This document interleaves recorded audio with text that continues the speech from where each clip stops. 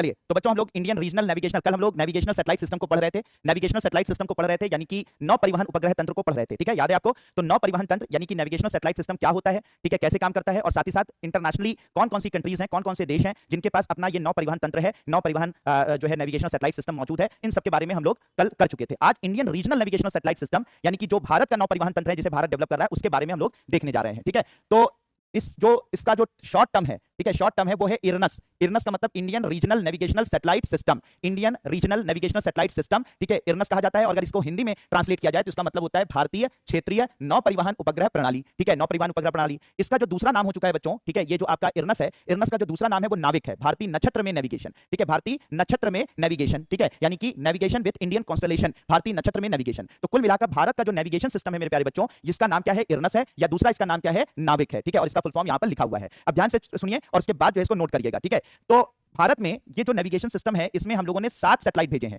कितने सैटेलाइट भेजे हैं बच्चों? 7 सैटेलाइट इसके अंदर भेजे गए हैं। और ये जो 7 सैटेलाइट हैं, ये 7 सैटेलाइट हैं, ये भारत के 1500 किलोमीटर के दोनों तरफ, भारत की तट रेखा से 1500 किलोमीटर इधर, ध्यान दीजिएगा बच्चों कि ये 1500 किलोमीटर इधर और साथ ही साथ 1500 किलोमीटर इधर, दोनों तरफ के एरिया को ये कवर करेंगे। तो मतलब ये है कि जो मैंने आपको बताया था कि भारत का जो इरनस है, ये क्षेत्रीय है। क्षेत्रीय का मतलब एक पर्टिकुलर क्षेत्र को कवर करेगा, ये पूरे अर्थ को कवर नहीं करेगा, पूरी दुनिया को कवर नहीं करेगा, बल्कि एक पूरे क्षेत्र को कवर करेगा। और ये क्षेत्र कितना बड़ा होगा? 1500 किलोमीटर इधर, 1500 किलोमीटर इधर के एरिया को कवर करेगा। इसमें 7 सैटेलाइट लगाए जाएंगे, मतलब भेजे गए हैं। एक सैटेलाइट क्या होगा बच्चों? यहां पर लगाया जाएगा। एक सैटेलाइट जियो इक्वेटर पर यानी कि भूमध्य रेखा पर यहां पर लगाया जाएगा। एक जो है यहां पर लगाया जाएगा। और फिर इसके बाद दो दो के जोड़े बनाए जाएंगे, ऐसे ऐसे जोड़े बनाए जाएंगे, ऐसे ऐसे जोड़े बनाए जाएंगे। ठीक है, इस तरीके से। तो 1 2 3 4 5 6 7, इस तरीके से 7 सैटेलाइट हम लोगों ने इसमें अरेंज कर रखा है, जिसकी मदद से 1500 किलोमीटर का एरिया हमारा इस नेविगेशन सिस्टम से कवर होगा। यानी यहां पर अगर कोई आप जहाज उड़ाते हैं, आप यहां पर कोई पानी का जहाज लेकर चलते हैं, आप यहां पर अगर कोई मतलब खुद अपनी गाड़ी से जो है वो मोबाइल फोन से एक स्थान से दूसरे स्थान पहुंचना चाहते हैं, ठीक है, तो कहीं पर भी इतने बड़े एरिया में कहीं पर भी ये काम आप मूवमेंट करना चाहते हैं, आप जो है परिवहन करना चाहते हैं, तो उसके लिए आप जो है हमारे भारत का इरनस का उपयोग कर सकते हैं। इरनस में ये सातों सैटेलाइट आपको इस सारी सुविधा प्रदान करेंगे। ठीक है बच्चों, इतनी बात समझ में आ गई होगी। अब ये जो इरनस है मेरे प्यारे बच्चों, देखो इसी तरह से अरेंज होगा। ये भारत है और ये 7 सैटेलाइट जो है, ये देखिए 7 सैटेलाइट जो मैंने आपको पहले बताया, वो इस तरीके से अरेंज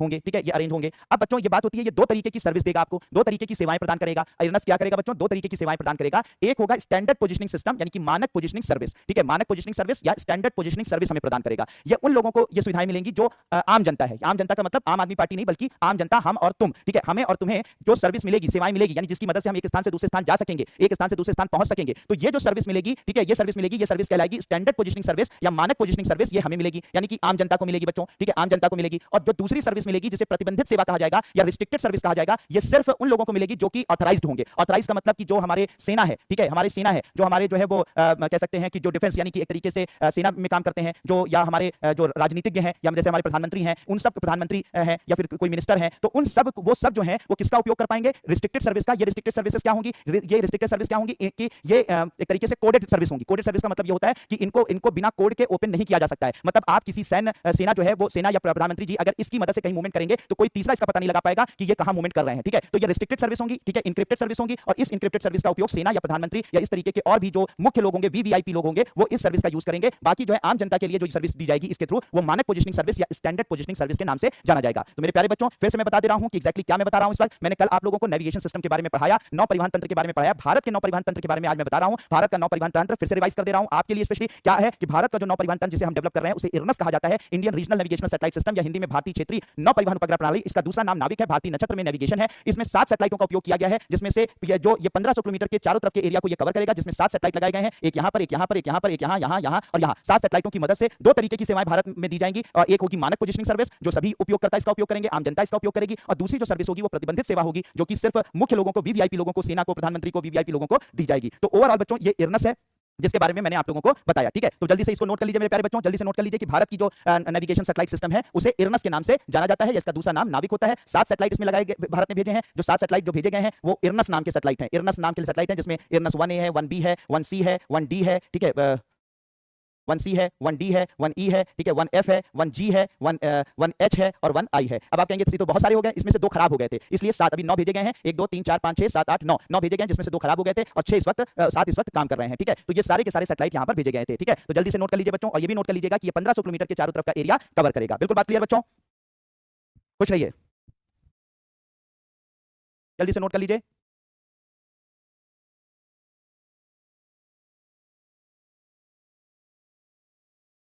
हाँ, PSLV C59 लॉन्च किया है विशाल कुमार, बताऊंगा उसके बारे में, ठीक है। पहले PSLV के बारे में तो जान जाओ।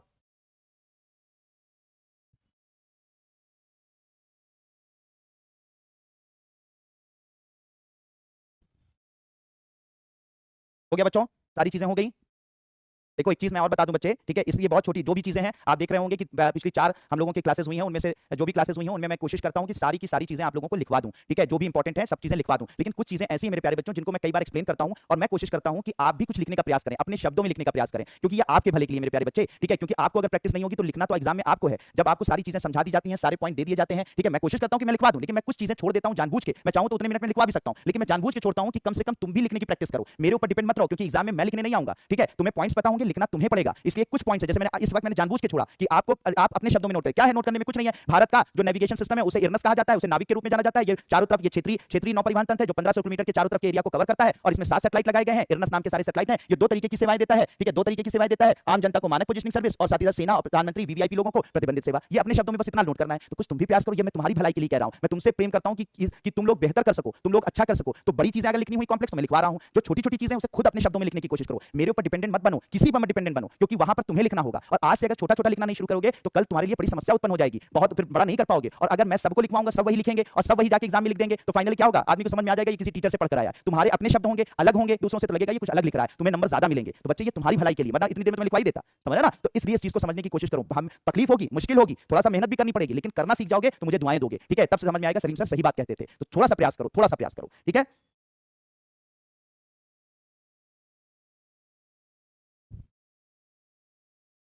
हो गया बच्चों, भाई फर्स्ट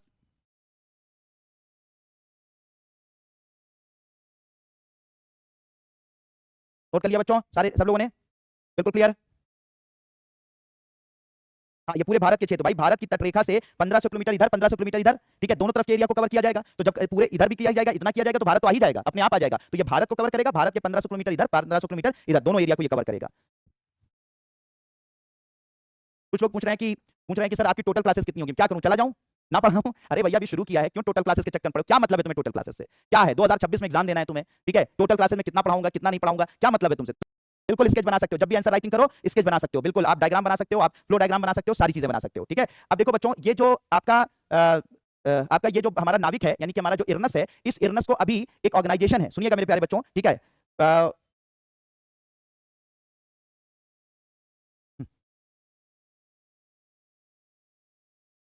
गजब गजब के लोग हैं, ऐसे होगा भाई दीपक भाई, ठीक है।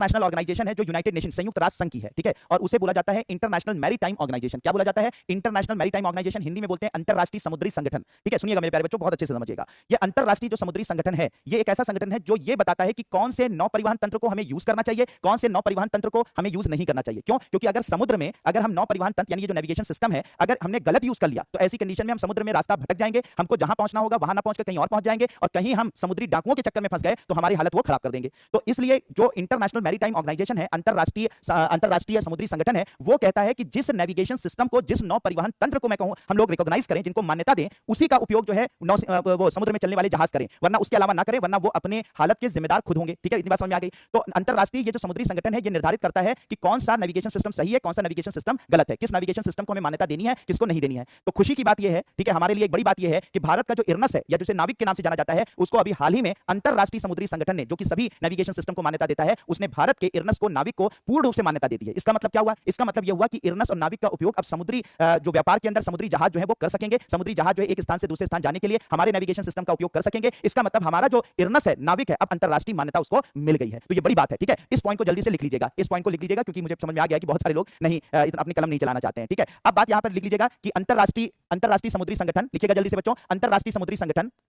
अंतरराष्ट्रीय समुद्री संगठन, अंतरराष्ट्रीय समुद्री संगठन ने भारत के इरनस को अथवा नाविक को, अंतरराष्ट्रीय समुद्री संगठन इरनस ने अंतरराष्ट्रीय समुद्री संगठन ने भारत के इरनस अथवा नाविक को विश्वव्यापी रेडियो नेविगेशन प्रणाली अनुप्रयोग को विश्वव्यापी रेडियो नेविगेशन प्रणाली, विश्वव्यापी रेडियो नेविगेशन प्रणाली के अंतर्गत मान्यता प्रदान कर दी है, के अंतर्गत मान्यता प्रदान कर दी है, के अंतर्गत मान्यता प्रदान कर दी है, के अंतर्गत मान्यता प्रदान कर दी है। इसका मतलब समुद्री परिवहन में, इसका मतलब समुद्री परिवहन में, इसका मतलब समुद्री परिवहन में इरनस का उपयोग किया जा सकता है,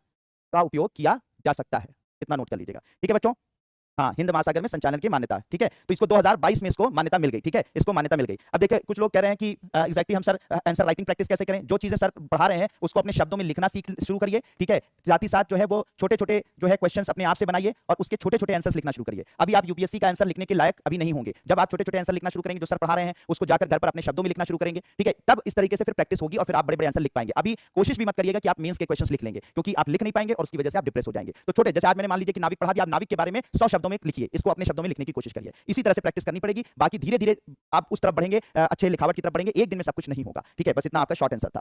ठीक है, तो हाँ, इसमें भी ट्रांसपॉन्डर होता है। ठीक है, आपके उसके अंदर। अब बच्चों दूसरी चीज मैं आपको बता रहा हूं, अब ध्यान से सुनिएगा। ठीक है, इतनी बातें समझ में आ गई कि एग्जैक्टली नाविक क्या है, कैसे इसमें है, कहां पे मान्यता इसको मिली है। अब बच्चों एक चीज मैं बताता हूं आपको कि जैसे एक सिस्टम है, ठीक है, समझिएगा, कि जिसे हम लोग गगन के नाम से जानते हैं। ये काफी चर्चा में है, काफी मशहूर है। ठीक है, दोनों एक ही है, इरनस नाविक दोनों एक ही है। ठीक है, ये दोनों एक ही है भैया, परमवीर। ठीक है, कल से बताया जा रहा है। ठीक है, अब देखो बच्चों सुनिएगा कि हमारे जो हवाई जहाज होते हैं, सुनिए बहुत अच्छे से बच्चों समझिएगा, एक बार में समझिएगा, मुझे यकीन है कि आप सब एक बार में इस बात को समझ जाएंगे। हमारे जो हवाई जहाज होते हैं, जब किसी भी एयरपोर्ट पर उतरते हैं या एयरपोर्ट से उड़ान भरते हैं, ठीक है, एयरपोर्ट से उड़ान भरते हैं बच्चों, तो उनको लैंड करने के लिए या वहां से टेक ऑफ करने के लिए, ठीक है, बहुत बड़े बड़े रडारों की आवश्यकता होती है। ठीक है, बड़े बड़े रडार होते हैं, रडार मशीनें आपको मैंने पहले बताया है। तो रडार के माध्यम से इन जो जहाज होते हैं उनको गाइड किया जाता है, रडार के माध्यम से ये गाइड होते हैं। तो रडार यहाँ जमीन पर एटीसी होता है, एयर ट्रैफिक कंट्रोल सिस्टम, होता है, जिसे एटीसी बोलते हैं। तो एटीसी जो सिस्टम होता है, ट्रैफिक कंट्रोल, उसमें बहुत सारे लोग बैठे होते हैं। साथ ही साथ रडार के माध्यम से वो देखते रहते हैं कि कौन सी जहाज कहां पर आ रही है, कौन सी जहाज कहां से लैंड करनी, उसको लैंड करने की परमिशन देनी है, कौन से जहाज को उड़ान भरने की परमिशन देनी है, कैसे करना है। ठीक है, कैसे करना है वो सब कौन डिसाइड करता है, एटीसी, एयर ट्रैफिक कंट्रोल करता है। ठीक है, और रडार के माध्यम से चिन्हित करता है कि कौन कौन से जहाज हवा में है, कौन से जहाज लैंड कर रहे हैं, कौन से जहाज उड़ान भर रहे हैं। ठीक है, इतनी बात समझ में आ गई। ठीक है,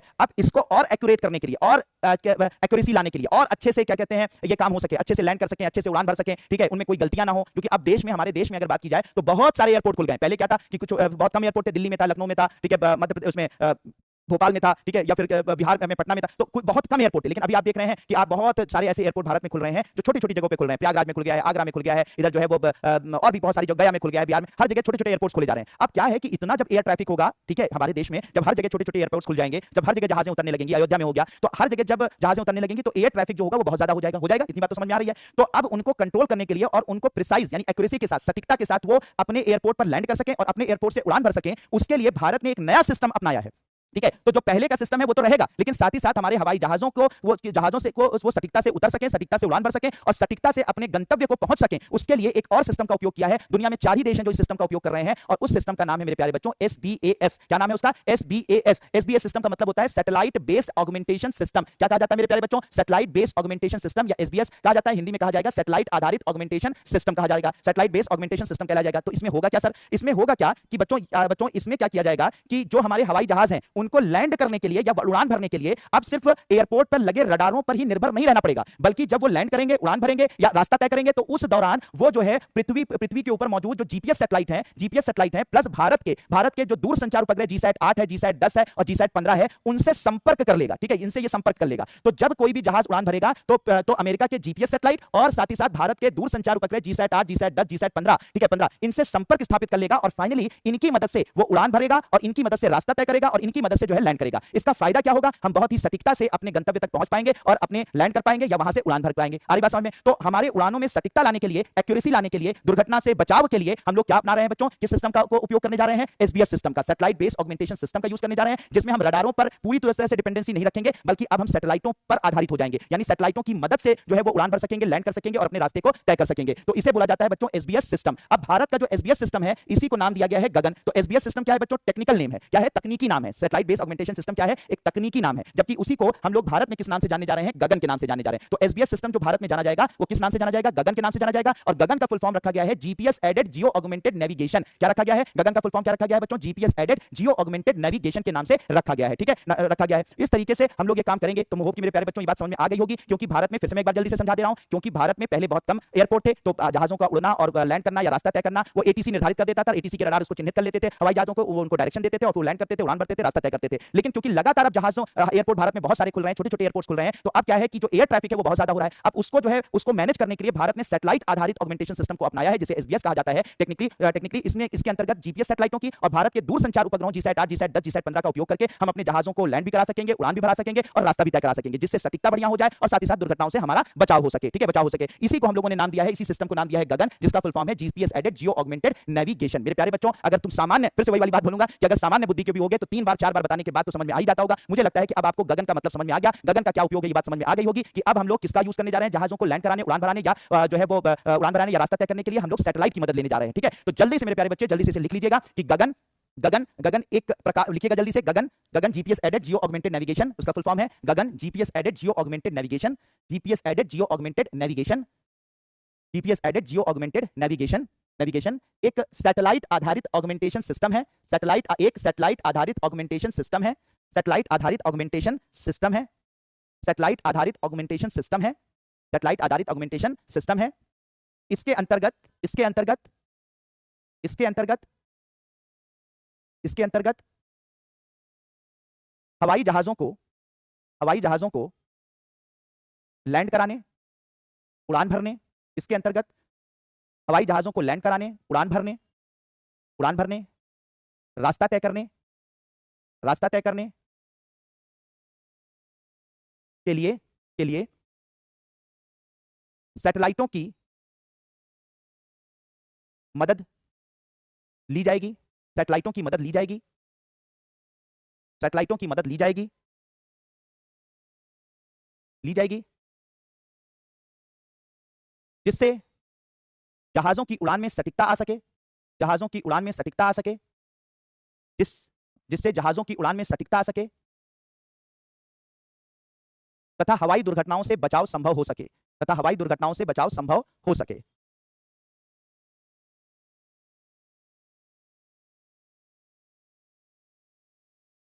हवाई दुर्घटनाओं से बचाव हो सके।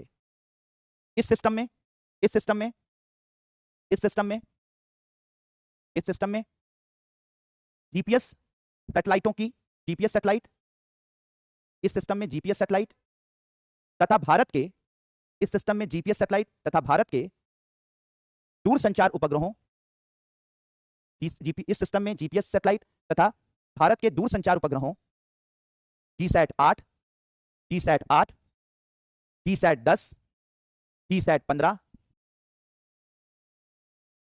की मदद ली जा रही है। जीसैट 8, जीसैट 10, जीसैट 15 की मदद ली जा रही है, पैराग्राफ चेंज करके लिखिएगा। इस सिस्टम को भारत में airport authority of India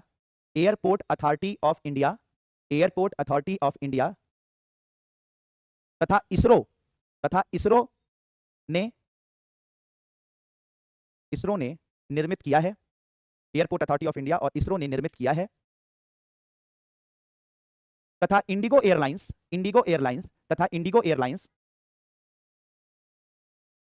airlines इस सिस्टम का उपयोग करने वाली पहली एयरलाइन बनी है। इंडिगो एयरलाइंस ने सबसे पहले इसका उपयोग किया है। इंडिगो एयरलाइन पहली एयरलाइन बनी है। ठीक है, बनी है। तो इस तरीके से आप चाहें तो इसको बना भी सकते हैं अगर आपकी श्रद्धा हो तो। बाकी जो है वो मतलब इस तरह से जहाज बना लीजिए और इस तरह से आप जीपीएस सैटेलाइटों को दिखा दीजिए और इस तरह से जीसैट 8, जीसैट 10, जीसैट 15 ऐसे शॉर्ट में ऐसे बना लीजिए। ठीक है, अगर बनाना चाहें तो। हाँ, अब एटीसी संपर्क टूट भी जाए तब भी रोहित कुमार जी जो है वो हमारा जो है प्लेन क्रैश नहीं होगा। टेक्निकल वर्ड एस सोनी साहब आप जो है वो साइंस के यूज कर सकते हैं टेक्निकल वर्ड, बट पूरा इंग्लिश नहीं यूज कर सकते। ठीक है, हाँ, सेम नोट्स में मैप बनाओ।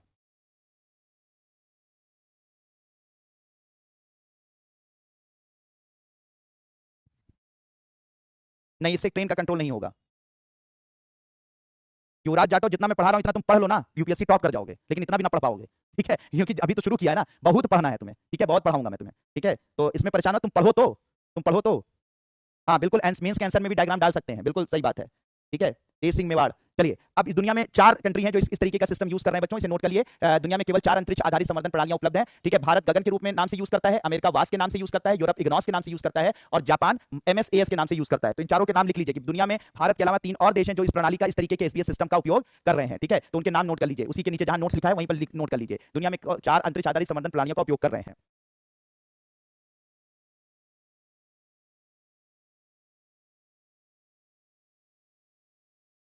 जल्दी से नोट कर लें बच्चों।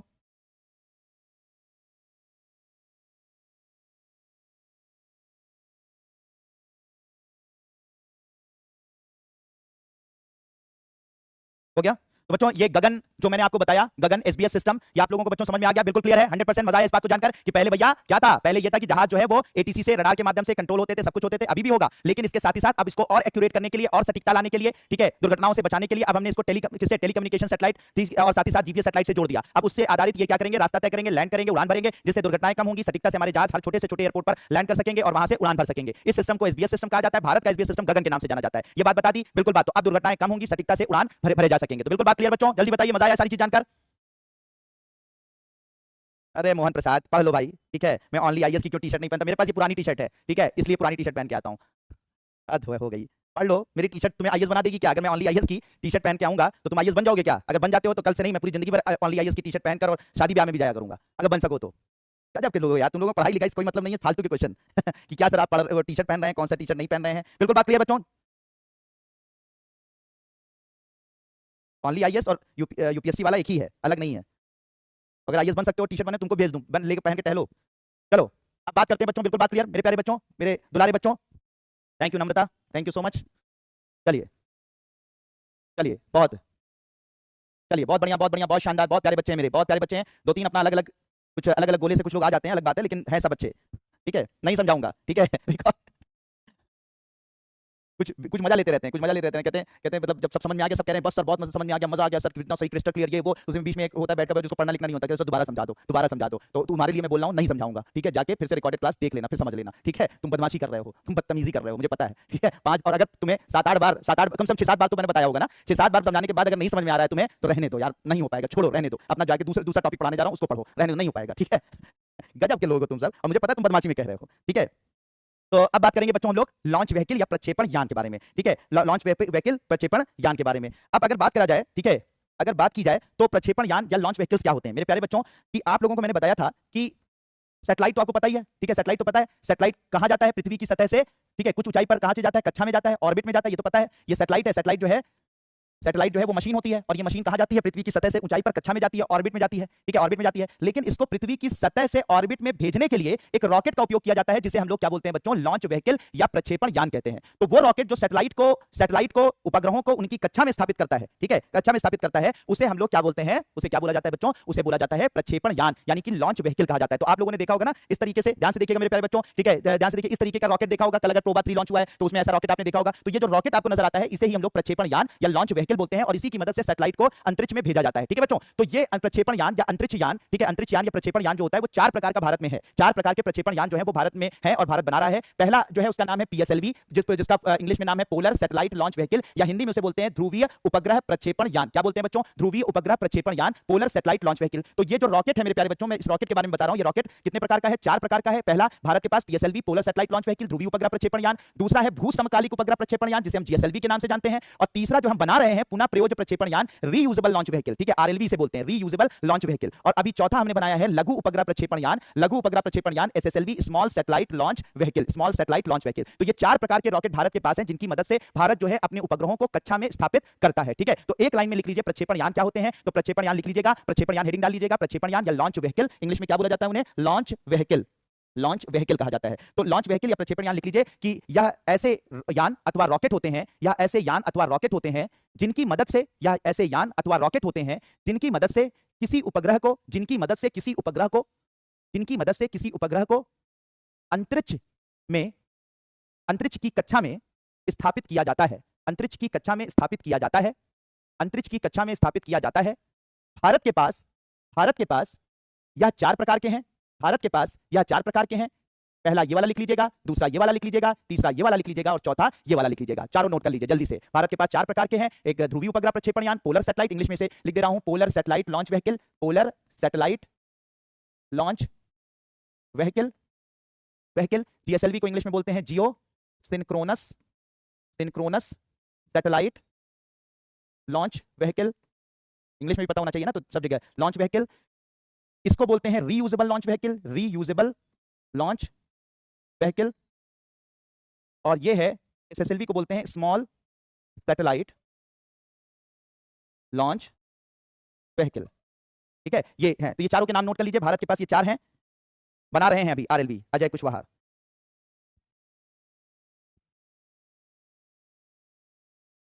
एसएलवी जो था वो पहले था, हम लोग जब टेस्ट कर रहे थे एसएलवी तब वो था सैटेलाइट लॉन्च व्हीकल, अब नहीं है, स्मॉल सैटेलाइट लॉन्च व्हीकल। जल्दी से नोट कर लीजिए बच्चों, नोट हो गया?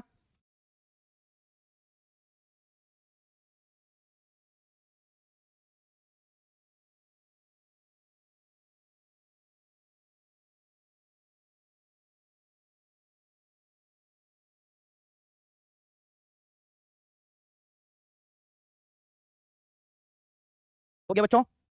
चलिए, बहुत बढ़िया, बहुत बढ़िया, नोट कर लिया आप लोगों ने। अब हम लोग बात करेंगे सबसे पहले पीएसएलवी के बारे में। बात करेंगे किसके बारे में बच्चों? पीएसएलवी के बारे में सबसे पहले बात करेंगे, पोलर सैटेलाइट लॉन्च व्हीकल या ध्रुवीय उपग्रह प्रक्षेपण यान। ठीक है, इसके बाद हाँ, एक ही बार ये होता है, ध्यान से सुनिएगा। तो हम लोग सबसे पहले बात करने चल रहे हैं बच्चों, हेडिंग डाल लीजिए, ध्रुवीय उपग्रह प्रक्षेपण यान, पोलर सैटेलाइट लॉन्च व्हीकल। एक एक यान के बारे में हम लोग डिटेल में चर्चा करेंगे, डिटेल में बात करेंगे। बहुत मजेदार होने वाला है ये सेशन, मजा आएगा, ध्यान से सुनिएगा, सिंसियर होकर सुनिएगा। ठीक है, मजा लेने आप यहाँ नहीं आए हुए हैं, आप यहाँ पढ़ने आए हुए हैं। ठीक है, मजा इस 1.5 घंटे की क्लास के बाद लीजिएगा। ठीक है बच्चे, तो इस वक्त पढ़ने आप आए हैं, तो हम लोग सबसे पहले पीएसएलवी बात करेंगे, पोलर सैटेलाइट लॉन्च व्हीकल यानी ध्रुवीय उपग्रह प्रक्षेपण यान के बारे में बात करेंगे। तो इस तरीके का स्ट्रक्चर आपको दिखाई पड़ता है, ये आप दिखाई पड़ रहा है बच्चों, ये जो है पीएसएलवी आपको दिखाई पड़ रहा है, ये जो रॉकेट आप लोगों को दिखाई पड़ता है ये पीएसएलवी है। पीएसएलवी जो है मेरे प्यारे बच्चों, ठीक है, इसमें ये जो टॉप वाली पोजीशन है, पहले ध्यान से देखिएगा, कुछ नोट मत करिएगा, नोट करोगे धोखा खा जाओगे। ठीक है, क्योंकि वो तुम्हें पता ही नहीं है कि तुम्हें क्या नोट करना है। ठीक है, तो जब मैं बताऊंगा तब नोट करना, पहले इसको समझो कि पीएसए ये होता कैसे है। तो ये जो रॉकेट आप लोगों ने देखा होगा, पिक्चर में देखा होगा, वीडियो में देखा होगा, सब जगह देखा होगा, तो ये जो रॉकेट आपको नजर आता है, ये रॉकेट ये पीएसएलवी है, पोलर सैटेलाइट लॉन्च व्हीकल, ध्रुवीय उपग्रह प्रक्षेपण यान है। इसमें ये जो ये वाला जो सेक्शन होता है बच्चों, इसे हम लोग फेयरिंग कहते हैं। क्या बोलते हैं बच्चों? फेयरिंग कहते हैं, इसे नाम दिया जाता है फेयरिंग का। ठीक है बच्चों, इसे फेयरिंग के नाम से जाना जाता है। ये फेयरिंग वाली जो जगह होती है मेरे प्यारे बच्चे, ठीक है, ये फेयरिंग वाली जो जगह होती है, इसी में हम लोग सैटेलाइट को रखते हैं, इसी के अंदर हम लोग सैटेलाइट को रखा जाता है। तो ये जो बॉक्स वाली जगह आप देख रहे हैं, ये यहीं पर हम लोग सैटेलाइट को रखते हैं। कोई भी सैटेलाइट, कोई भी उपग्रह इसी ऊपर वाले सेक्शन में रखा जाता है। ये जो कॉनिकल शेप का स्ट्रक्चर है इसी में रखा जाता है और इसे हम लोग फेयरिंग के नाम से जानते हैं। तो फेयरिंग में क्या रखा जाता है बच्चों? सैटेलाइट रखा जाता है। तो सर ये इतना बड़ा वाला भाग क्या है? ये भाग क्या है? ये बच्चों जो है वो ईंधन तंत्र है, यानी ईंधन तंत्र है, यानी कि ये तरीके से ये इंजन है। ठीक है, कई इंजन इसमें लगे होते हैं, तो ये पूरा का पूरा जो होता है वो ईंधन तंत्र कहलाता है। क्या कहलाता है बच्चों? ईंधन तंत्र कहलाता है। ईंधन तंत्र में ये जो पीएसएलवी होता है प्यारे बच्चों, ये इसमें 4 इंजन लगे होते हैं, 4 इंजन, एक यहां तक लगा होता है, दूसरा यहां, तीसरा यहां और चौथा यहां। तो 4 इंजन लगे होते हैं। हर इंजन को, ठीक है, हर इंजन को नाम दिया जाता है, हर इंजन को नाम दिया जाता है चरण। ठीक है, या स्टेज, क्या बोला जाता है? इंग्लिश में बोला जाता है स्टेज और हिंदी में बोला जाता है चरण। तो ये हो जाता है, पहले इंजन को हम बोलते हैं चरण 1 इंजन, ठीक है, फिर दूसरा बोलते हैं चरण 2, ठीक है, फिर तीसरा बोलते हैं चरण 3, ठीक है, चरण 3, और चौथे को बोलते हैं बच्चों चरण 4। तो 4 इंजन लगे होते हैं, हर एक चरण को, हर एक स्टेज, उसको स्टेज कहा जाता है, स्टेज 1, स्टेज 2, स्टेज 3, स्टेज 4, चरण 1, चरण 2, चरण 3, चरण 4। ठीक है, 4 इंजन लगे होते हैं। याद रखिएगा मेरे प्यारे बच्चों कि ये जो ईंधन इसमें यूज होता है पीएसएलवी के अंदर, पोलर सैटेलाइट लॉन्च व्हीकल के अंदर, 2 तरीके के ईंधन यूज किए जाते हैं, एक ठोस ईंधन और एक जो है वो तरल ईंधन। ठीक है, ठोस ईंधन और तरल ईंधन का उपयोग किया जाता है। ठोस ईंधन जो इसमें यूज किया जाता है वो ठोस ईंधन एक प्रकार का होता है जिसका नाम होता है एसटीपीबी, हाइड्रोक्सिल टर्मिनेटेड पॉलीब्यूटाडाइन। देखो यहां मैंने लिख दिया है कि तुमसे गलती ना हो, क्या लिखा है? Hydroxyl terminated polybutadiene. ठीक है, तो ठोस ईंधन जो इसके अंदर यूज किया जाता है वो एसटीपीबी होता है। तरल ईंधन जो इसके अंदर यूज किया जाता है वो होता है यूडीएमएच, अनसिमेट्रिकल डाइमिथाइल हाइड्रोजन। ये देखो लिख दिया है, अनसिमेट्रिकल डाइमिथाइल हाइड्रोजन, ये एक प्रकार का तरल ईंधन होता है। दूसरा तरल ईंधन इसमें यूज किया जाता है एमएमएच, ठीक है, मोनोमिथाइल हाइड्रोजन, मोनोमिथाइल हाइड्रोजन। तो याद रखिएगा कि इसमें जो 4 इंजन लगाए जाते हैं उसमें जो ईंधन यूज होता है वो 2 होता है, एक ठोस एक तरल। तरल ईंधन 2 प्रकार का और ठोस ईंधन जो है वो 1 प्रकार का। ठोस ईंधन जो इसमें यूज किया जाता है वो कौन सा है? एसटीपीबी है, और जो तरल ईंधन यूज किया जाता है वो यूडीएमएच और एमएमएच का यूज किया जाता है। ठीक है, इतनी बात समझ में आ गई होगी। अब जैसे मेरे प्यारे बच्चों ये जो चरण है, चरण 1 है, चरण 1 में जो चरण 1 है, इस चरण 1 के अंदर, ठीक है, चरण 1 के अंदर ठोस ईंधन यूज किया जाता है जिसका नाम होता है एसटीपीबी। तो याद रखिएगा जो चरण ईंधन होता है, पहला चरण होता है उसमें एसटीपीबी ठोस ईंधन यूज करते हैं। चरण 2 के अंदर जो ईंधन यूज किया जाता है वो तरल ईंधन यूडीएमएच यूज किया जाता है। चरण 3 के अंदर जो ईंधन यूज किया जाता है वो फिर से ठोस ईंधन एसटीपीबी यूज किया जाता है, और चरण 4 में जो ईंधन यूज किया जाता है वो तरल ईंधन एमएमएच यूज किया जाता है। तो इस तरीके से 4 इंजन में अलग अलग 4 तरीके के ईंधन जो है इसके अंदर यूज किए जाते हैं। ठीक है, इसके अंदर यूज किए जाते हैं एसटीपीबी, यूडीएमएच, एसटीपीबी और एमएमएच का उपयोग किया जाता है। ठीक है बच्चों, इतनी बात समझ में आ गई होगी आपको। ठीक है, अब ये इतनी बात आपको समझ में आ गई होगी। तो ओवरऑल इस तरीके से हमारा ये सैटेलाइट होता है, सैटेलाइट लॉन्च व्हीकल होता है। अब ये लॉन्च कैसे होता है जरा इसको देख लीजिए। ठीक है, फिर उसको नोट करिएगा, पहले इसको देख लीजिए। तो मान लीजिए सैटेलाइट को लॉन्च होना है, तो सैटेलाइट को लॉन्च होना है तो इसमें 4 चरण का ये सैटेलाइट ये पीएसएलवी मान लो यहाँ पे खड़ा है, तो पीएसएलवी में जैसे इसको लॉन्च होना है, इसको ऑर्बिट में पहुंचना है, ठीक है। तो सबसे पहले इसका ठोस ईंधन चलेगा, जैसे ठोस ईंधन चलेगा ये बहुत तेजी से उड़ान, इसके इसके ठोस ईंधन चलेगा, ये बहुत तेजी से ऊंचाई पर पहुंच जाएगा। ऊंचाई पर पहुंच जाएगा तो ऊंचाई पर पहुंचने के बाद बच्चों, ठीक है, इसका जो पहला स्टेज होगा, जो पहला ईंधन तंत्र होगा, ठीक है, इंजन होगा, उसका फ्यूल खत्म हो जाएगा एक ऊंचाई पर पहुंचाने के बाद, और वो इससे अलग होकर जमीन पर गिर पड़ेगा, ठीक है। जमीन का मतलब यहाँ पे समुद्र, जहां पर लॉन्च स्टेशन होते हैं उनके पास में समुद्र होता है, तो इस समुद्र में गिर जाता है, पहला इंजन इससे अलग हो जाता है। फिर उसके बाद सेकंड स्टेज इंजन बर्नआउट होता है। सेकंड स्टेज इंजन जब बर्नआउट होता है यानी कि इसमें जब तरल ईंधन चलेगा ये और ऊंचाई पर पहुंचेगा, जब और ऊंचाई पर पहुंचेगा तो ऐसी कंडीशन में जो है वो दूसरा इंजन का फ्यूल भी खत्म हो जाता है, ये इससे अलग हो जाता है और ये समुद्र में गिर पड़ेगा। फिर उसके बाद तीसरा स्टेज इंजन बर्नआउट होता है, फिर एक और ऊंचाई पर पहुंच जाएगा, एक और ऊंचाई पर पहुंच जाएगा, और उसके बाद तीसरा स्टेज का जो इंजन होता है वो भी, उसका भी फ्यूल खत्म हो जाता है, फिर वो भी समुद्र में गिर पड़ता है। फिर उसके बाद चौथा स्टेज, तो अब ये ऑर्बिट में पहुंच गया। कहां पे पहुंच गया? ऑर्बिट में, यानी कक्षा में पहुंच गया। अब हमें सैटेलाइट को क्या देना है? गति देना है। सैटेलाइट को क्या करना है? गति। गति कितनी? लगभग 20,000 से 22,000 किलोमीटर प्रति घंटे। तो अब हमें गति प्रदान करनी है। अब गति प्रदान करने के लिए चौथा स्टेज इंजन बर्नआउट होता है। जब चौथा स्टेज बर्नआउट होता है तो क्या होता है कि इस यान को गति मिलती है और इसके अंदर लगा हुआ जो सैटेलाइट होता है उसको भी गति मिलती है, और उसके बाद क्या होता है, फाइनल जो है इसके जो फेयरिंग होता है उससे सैटेलाइट निकलकर उस गति से फिर जो है वो पृथ्वी का चक्कर काटने लगता है। और चौथा स्टेज जो इंजन है, जो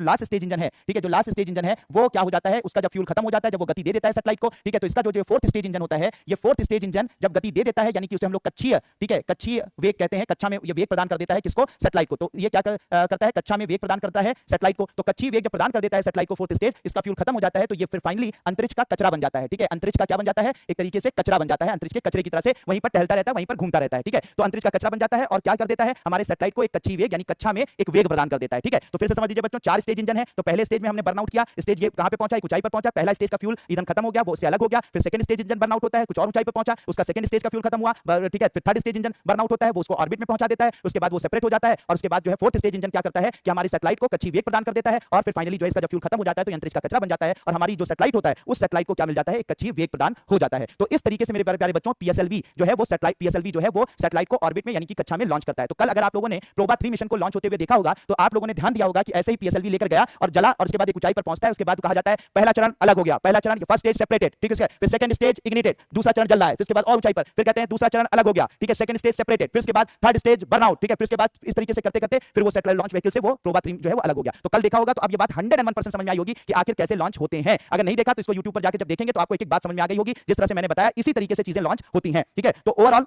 जिसने देखा अच्छी बात है, नहीं देखा तो समझ गए होंगे कैसे सारा काम होता है। तो मेरे प्यारे बच्चों, ठीक है, मेरे प्यारे बच्चों, ये पूरा का पूरा जो है वो सारी की सारी चीजें मैंने आपको बताई कि किस तरीके से पीएसएलवी लॉन्च करता है। एक लाइन में लिख लीजिए पीएसएलवी के बारे में, फिर उसके बाद इसको उतारिएगा। लिख लीजिए कि ध्रुवीय उपग्रह प्रक्षेपण यान मुख्यतः ध्रुवीय उपग्रह प्रक्षेपण यान मुख्यतः ध्रुवीय उपग्रहों को प्रक्षेपित करने के लिए, ध्रुवीय उपग्रह प्रक्षेपण यान मुख्यतः ध्रुवीय उपग्रहों को प्रक्षेपित करने के लिए निर्मित किया गया, परंतु आज इसकी मदद से भूतुल्यकालिक उपग्रह चंद्रयान तथा मंगलयान जैसे मिशन भी प्रक्षेपित किए गए हैं।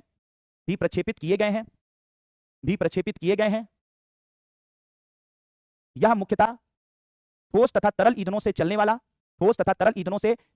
या मुख्यतः ठोस तथा तरल ईंधनों से चलने वाला 4 चरणों का अंतरिक्ष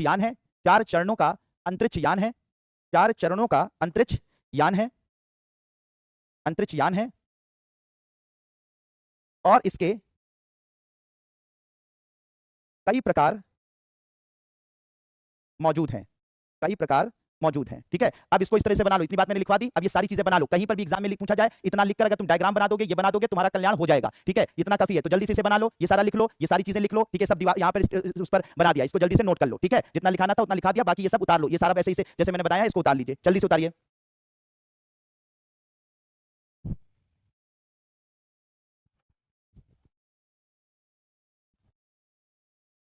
जल्दी से बना लीजिए बच्चों।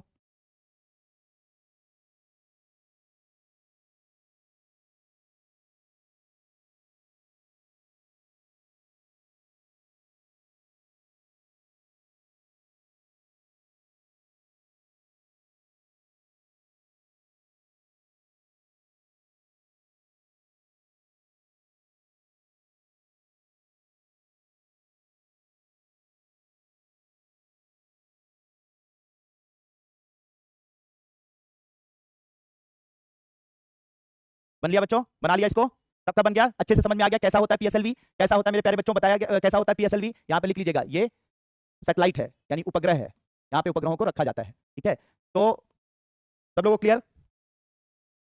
ये जो श्रेयस जैन साहब, ये भारत का उपग्रह नहीं था प्रोबा 3 मिशन। प्रोबा 3 मिशन जो था, ठीक है, निर्मा जमेरिया कह रही हैं कि क्या सर इसको समुद्र में क्यों गिराते हैं, क्यों सर पर नहीं गिरा देते किसी? अरे भैया कहीं गिरेगा, किसी के सर पर गिर गया, फूट जाएगा सर, लोग मर मुरा जाएंगे, इतना तो समझ रखो, समुद्र में गिरा देते हैं, कोई दिक्कत नहीं। अब तुम्हें मछलियों के मरने का अगर दुख है तो अलग बात है, मछलियां मर जाएंगी सर, बताइए, इंसान मरे तो मरे, मछलियां ना मरे तो अलग बात है, लेकिन समुद्र में इसलिए गिराते हैं कि किसी के ऊपर ये स्टेजेस गिरे तो कोई खतरा ना हो, इसलिए गिराते हैं। अब मछलियों का मरने का तुम्हें दुख है, उसके लिए मैं कुछ नहीं कर सकता, ठीक है, लेकिन ये सुरक्षा के लिए ऐसा किया जाता है, ठीक है। हाँ भैया सर, इस रोहित कुमार सिंह इसमें सब किए जाते हैं। दूसरी बात यह है कि प्रोबा 3 मिशन हमारा नहीं था, यूरोपीय स्पेस एजेंसी का था, उसको हमने सिर्फ लॉन्च किया है, वो हमारा वो मिशन नहीं है, ठीक है। हाँ शारविन, शारविन मैं उसी की बात कर रहा हूँ, ठीक है, नोट हो गया बच्चों, ठीक है, ये भी नोट कर लीजिए, इसको भी नोट कर लीजिए, ये पूरा का पूरा जो स्टेप है। हाँ नूतन,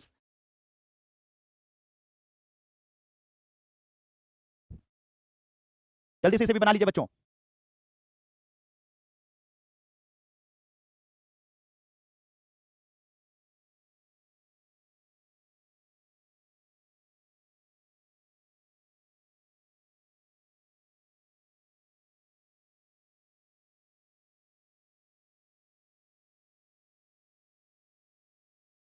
हो गया बच्चों, क्लियर, बना लिया, बहुत बढ़िया बहुत बढ़िया।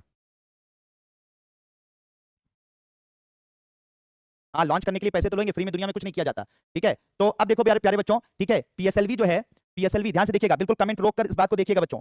पीएसएलवी जो है, पीएसएलवी पीएसएलवी बच्चों स्पेशली बनाया गया था पोलर सैटेलाइट को लॉन्च करने के लिए। किसके लिए बनाया गया था? ध्रुवीय उपग्रहों को 200 से लेकर 2000 किलोमीटर की ऑर्बिट में भेजने के लिए। 200 किलोमीटर से लेकर 2000 किलोमीटर की ऑर्बिट में भेजने के लिए हमने पीएसएलवी बनाया था, ठीक है भाई, पीएसएलवी बनाया था। लेकिन बच्चों हमारे पास कुछ अंतरराष्ट्रीय और जीएसएल और तो अब हमें 36,000 किलोमीटर की सैटेलाइट, ध्यान से सुनिए, बिल्कुल कलम रोक के सुनिएगा, मजा आएगा, ठीक है। 36,000 किलोमीटर की दूरी पर हमें दूरसंचार उपग्रह भेजने थे, हमें टेलीकम्युनिकेशन सैटेलाइट भेजने थे। अब 36,000 किलोमीटर की दूरी पर यानी जियो सिंक्रोनस सैटेलाइट जो वो है ऑर्बिट है, यानी कि जिसे हम लोग भूतुल्यकालिक कक्षा बोलते हैं, वहां पर सैटेलाइट को भेजने के लिए हम जीएसएलवी बना रहे थे, ठीक है। हम क्या बना रहे थे बच्चों? जीएसएलवी बना रहे थे। लेकिन जो जीएसएलवी होता है, जो जियो सिंक्रोनस सैटेलाइट लॉन्च व्हीकल होता है या भूसमकालिक उपग्रह प्रक्षेपण यान होता है, उसके जो तीसरा चरण होता है, जो तीसरा इंजन लगा होता है, वो इंजन लगा होता है क्रायोजेनिक। क्या नाम होता है उसका? क्रायोजेनिक, जिसके अंदर हम लिक्विड हाइड्रोजन यानी तरल हाइड्रोजन को हम ईंधन के रूप में यूज करते हैं। समझिएगा इस पूरी कहानी को, बहुत मजा आएगा, ठीक है। तो हमने क्या बताया? पोलर सैटेलाइट लॉन्च व्हीकल यानी ध्रुवीय उपग्रह प्रक्षेपण यान को इसरो ने बनाया था 200 से लेकर 2000 किलोमीटर की ऑर्बिट में सैटेलाइट को भेजने के लिए, ठीक है। और हम लोग 36,000 किलोमीटर की दूरी पर यानी जियो सिंक्रोनस यानी भूतुल्यकालिक उपग्रह प्रक्षेपण यान को हम लोग बना रहे थे। किसके लिए? किसके लिए बना रहे थे? 36,000 किलोमीटर में सैटेलाइट भेजने के लिए।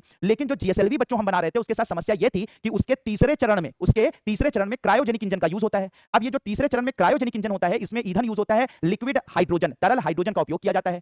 अब लिक्विड हाइड्रोजन, ये जो तरल हाइड्रोजन से चलने वाला क्रायोजेनिक इंजन होता है, इसको बनाना आसान काम नहीं था, ठीक है। हम पूरी दुनिया में सिर्फ 2 ही 3 देश थे जिनके पास ये ताकत थी, वो अमेरिका, रूस, ठीक है, इन्हीं 2-3 देशों के पास ताकत थी इस तरह के क्रायोजेनिक इंजन को बना सकने की। हमने रूस से मदद मांगी कि रूस भाई हमें जो है वो क्रायोजेनिक इंजन बनाने की तकनीक दे दो, जिससे कि हम अपना जीएसएलवी बना लें और उसकी मदद से 36,000 किलोमीटर की दूरी पर सैटेलाइट अपने भेज सकें। तो रशिया ने कहा ठीक है, हम तुम्हें अपना इंजन दे देंगे, मतलब अपने टेक्नोलॉजी दे देंगे और तुम अपना इंजन बना लेना, ठीक है।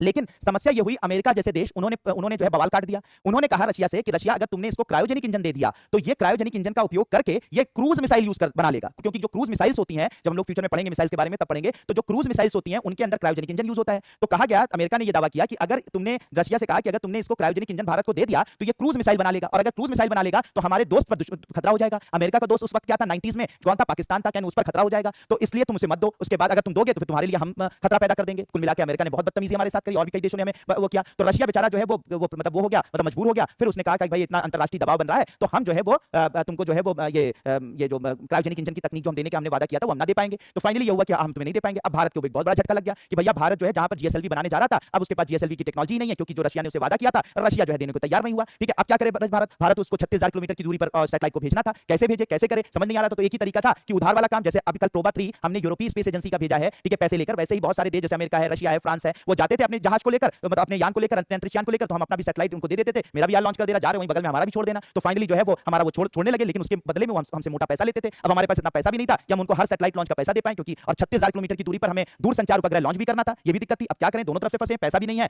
हम जीएसएलवी भी नहीं बना पा रहे हैं, हम रशिया क्या कहते हैं हमारे पास टेक्नोलॉजी भी नहीं है, अब क्या करें, बहुत परेशान थे। इसी में जो है फिर हमने जो है सोचा कि कुछ तूफानी करते हैं, ठीक है, कुछ तूफानी करते हैं, कुछ ऐसा करके दिखाते हैं, अपने जो बदमाशी हमारे साथ जिन्होंने किया ना, उनको हम ऐसा करारा जवाब देते हैं कि वो हिल के रह जाए। तो क्या करते हैं, तो हमारे जो वैज्ञानिक थे उनको सैल्यूट कीजिए, उन्होंने क्या कहा, उन्होंने कहा कि अब हम जुगाड़ टेक्नोलॉजी लगाएंगे। क्या जुगाड़ टेक्नोलॉजी लगाएंगे बच्चों? उन्होंने कहा कि जो ये पीएसएलवी है ना, ये पीएसएलवी है, इस पीएसएलवी में जो 4 चरण है वो तो रहेंगे ही रहेंगे बच्चों, ठीक है, रहेंगे। हम क्या करेंगे कि इन चारों चरणों के बगल में छोटे छोटे और रॉकेट लगा देंगे, छोटे छोटे और रॉकेट लगा देंगे, 6 रॉकेट और लगा देंगे, और इन्हें कहा जाएगा बूस्टर। क्या कहा जाएगा बच्चों? बूस्टर लगा देंगे। तो कुल मिलाकर यहां पर आपने देखा होगा, आपने यहां पर देखा होगा ये बूस्टर लगे हुए हैं, ये देख रहे हैं, ये वाला जो है ये बूस्टर है। ये क्या कहलाता है? बूस्टर कहलाता है, ठीक है, ये क्या कहलाता है? बूस्टर लगाता है। तो जो नॉर्मल हम लोगों ने उसको बनाया था, पीएसएलवी बनाया था, उसमें बूस्टर नहीं लगाया था। लेकिन जब हमने बाद में हमें लंबी दूरी तय करनी हुई तो हमने क्या किया? पेलोड को कम कर दिया। पेलोड का मतलब कि जो अंतरिक्ष वो उपग्रह था उसका जो भार था उसको कम किया, और साथ ही साथ इसके अंदर ये बूस्टर लगा दिए। बूस्टर लगाने से क्या हुआ कि वही धक्का मार टेक्नोलॉजी हमने यूज करी, वही वाली याद है आपको जो हम लोगों ने जीटीओ ऑर्बिट वाला हम लोगों ने देखा था, याद है आपको? जीटीओ ऑर्बिट वाला, जीटीओ ऑर्बिट वाला का मतलब ये हमारा हमें 36,000 पर जाना था। तो 36,000 पर जाना था तो हमने पीएसएलवी की मदद से बूस्टर्स की मदद से पहले एक अंडाकार ऑर्बिट में अपने सैटेलाइट को डाल दिया। फिर अंडाकार ऑर्बिट में डालने के बाद हमने उसको जला जलाकर और पृथ्वी के गुरुत्वाकर्षण की मदद ले लेकर हम उसको कहां पर पहुंचा दिया? हमने 36,000 किलोमीटर की ऑर्बिट में डाल दिया। तो बूस्टर की मदद से, जो बूस्टर हमने लगाया बच्चों, उस बूस्टर की मदद से हमें और ऊर्जा मिली, और उस ऊर्जा की मदद से हम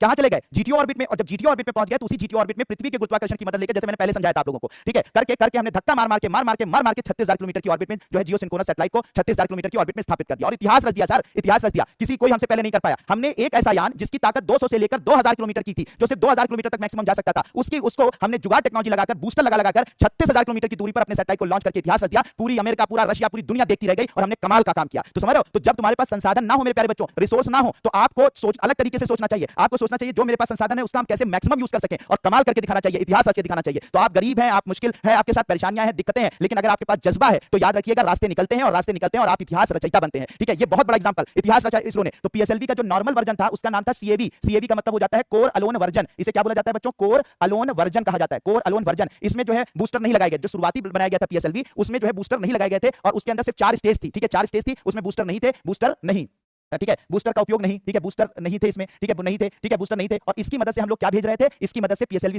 सीएवी की मदद से हम भेज रहे थे क्या? कौन सा? हम लोग इससे भेज रहे थे आपका जो है ये ध्रुवीय उपग्रह। इसकी मदद से हम लोग ध्रुवीय उपग्रहों को भेज रहे थे, ध्रुवीय उपग्रह कक्षा में स्थापित कर रहे थे, ठीक है। फिर हमने पीएसएलवी का ही एक अलग वर्जन बनाया जिसका नाम रखा पीएसएलवी जी। जी का मतलब हो जाता है जियोसिंक्रोनस। क्या हो जाता है? जियोसिंक्रोनस या भूतुल्यकाली। तो पीएसएलवी का दूसरा रूप हमने बनाया जिसका नाम था पीएसएलवी जी, जिसमें हमने 6 बूस्टर लगा दिए। क्या लगा दिए बच्चों? 6 बूस्टर लगा दिए, और इसकी मदद से हमने भूतुल्यकालिक उपग्रह भेजा 36,000 किलोमीटर पर, और इतिहास रचा, ठीक है, भूतुल्यकालिक उपग्रह भेजा, जिससे फिर हमने इतिहास रचा, ठीक है, ये हो गया। फिर क्या हुआ? लोगों ने कहा अरे यार इतना तुमने कमाल कर दिया, ऐसा कर लिया, वैसा कर लिया, तुम तो बड़ा जुगाड़ टेक्नोलॉजी में हो गए। तो हाँ, तो इसरो ने कहा ठीक है भाई, हमने जुगाड़ टेक्नोलॉजी में हम करा है, लेकिन तुम लोगों ने साथ तो नहीं दिया, कोई बात नहीं, अब हम और कमाल करेंगे। सबने कहा क्या कमाल करोगे यार? 2000 किलोमीटर तक जा सकने वाले यान से तुमने 36,000 किलोमीटर की दूरी तय कर ली, अब क्या करोगे? क्या ना, 36,000 किलोमीटर तय कर लिया तो सोच रहे हैं कुछ और आगे काम करेंगे। क्या क्या अब हम 4 लाख किलोमीटर की दूरी पर चंद्रमा पर भी इसी से जाकर दिखाएंगे। सबने कहा पागल मत बनो यार, 200 से लेकर 2000 की ताकत वाला छोटा सा यान है तुम्हारा, और तुम उससे चंद्रमा जाओगे? क्या? देखना, जाकर दिखाएंगे। और जानते हो बच्चों, एक यान बनाया, ठीक है, हमारे इसरो ने, जिसका नाम था पीएसएलवी एक्सेल। क्या था? XL, extra large version. इसमें भी 6 बूस्टर लगाए, ठीक है, इसमें भी 6 बूस्टर लगाए, और 6 बूस्टर लगाए। बूस्टर में जो फ्यूल कैपेसिटी थी, ईंधन जो था वो बढ़ा दिया, और ईंधन बढ़ा दिया, और पेलोड जो है यानी जो भार, जो सैटेलाइट का भार होता है उसे पेलोड कहा जाता है, पेलोड कम कर दिया। और बच्चों हमने इतिहास रचा,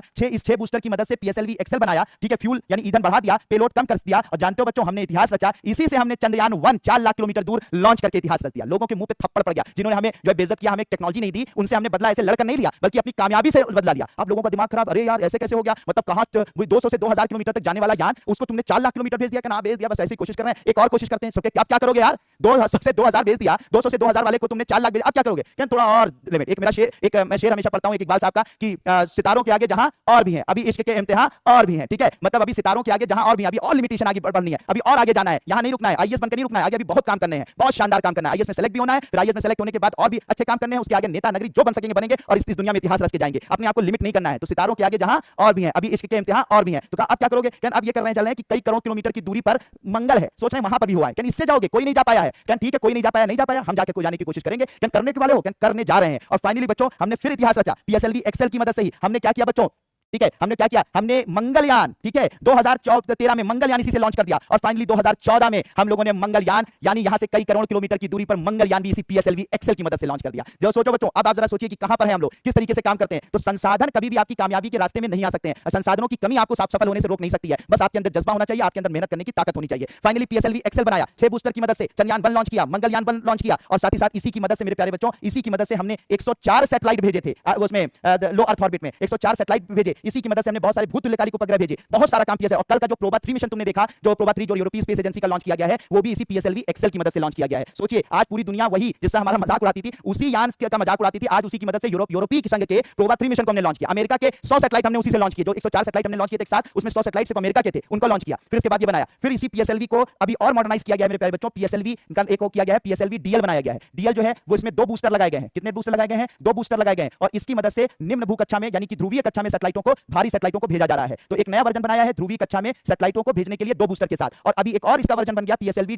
क्यूएल, ठीक है, पीएसएलवी क्यूएल, जिसमें 4 बूस्टर हमने लगाए हैं, ठीक है, 4 बूस्टर हमने लगाए हैं। और इसको भी भारी ध्रुवीय कक्षा में सैटेलाइटों को भेजने के लिए बनाया गया है। तो ध्रुवीय कक्षा में भारी सैटेलाइटों को भेजने के लिए हमने पीएसएलवी डीएल बनाया 2 बूस्टर के साथ, पीएसएलवी क्यूएल बनाया 4 बूस्टर के साथ, और हमने इसको ये बना दिए। तो कुल मिलाकर बच्चों 4 तरीके के पीएसएलवी हैं। PSLV CAV core alone version, booster नहीं थे इसमें, सिर्फ 4 स्टेज थी ध्रुवीय उपग्रहों को भेजने के लिए। फिर हमने पीएसएलवी जी बनाया 6 बूस्टर के साथ, भूतुल्यकालिक उपग्रह को भेजा। अब इसको रिटायर कर दिया गया है, अब ये भारत के पास मतलब भारत को इसका उपयोग नहीं होता, भारत अब इसी का उपयोग करता है। पीएसएलवी एक्सेल 6 बूस्टर के साथ, इसकी मदद से हम लोग चंद्रयान भेजा, मंगलयान भेजा, 104 सैटेलाइट भेजे और बहुत सारे भूतुल्यकालिक उपग्रह भेजे, और बहुत सारे भूतुल्यकालिक उपग्रह इसकी मदद से अब हम भेज रहे हैं, ठीक है, भेज रहे हैं, ठीक है। ये सबसे सफल यान माना जाता है। इसके बाद पीएसएलवी डीएल बनाया 2 बूस्टर के साथ ध्रुवीय कक्षा में, भारी ध्रुवीय कक्षा में सैटेलाइटों को भेजने के लिए। पीएसएलवी क्यूएल बनाया 4 बूस्टर के साथ ध्रुवीय कक्षा में सैटेलाइटों को भेजने के लिए। तो ओवरऑल बच्चों पीएसएलवी इस टाइप का हमारे पास मौजूद है, इस तरीके के मौजूद है, इन्हें नोट कर लीजिए जल्दी से। बिल्कुल बात क्लियर हो गई बच्चों? मजा आया इस चीज को जानकर?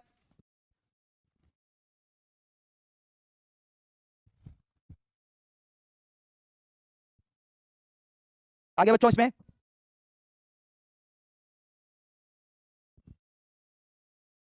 बिल्कुल क्लियर बच्चों? तो इस तरीके से इस वक्त पीएसएलवी के बच्चों कितने प्रकार हैं हमारे पास? 5 प्रकार हैं, जिसमें से एक रिटायर कर दिया है, 4 बचे हैं, PSLV CAV, PSLV XL, PSLV DL और पीएसएलवी क्यूएल। बिल्कुल बात क्लियर बच्चों?